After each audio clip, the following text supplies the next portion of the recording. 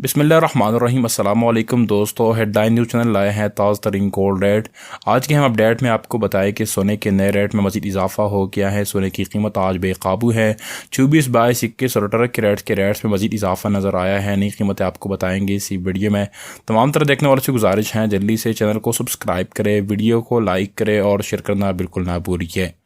दोस्तों, आज पाकिस्तान में 24 कैरेट की कीमत 2,61,450 रुपये हो गई। 22 कैरेट 2,39,300 रुपये, 18 कैरेट 1,96,400 रुपये और 21 कैरेट 2,28,800 रुपये नया रेट है। फ़ी ग्राम सोने की कीमत के हवाले से बात करें तो 24 कैरेट के लिए 22,500 रुपये, 22 कैरेट का फ़ी ग्राम रेट 20,600 रुपये, 21 कैरेट का फ़ी ग्राम रेट 19,300 रुपये और 18 कैरेट 16,900 रुपये नई कीमत आई है फ़ी ग्राम सोने के लिए।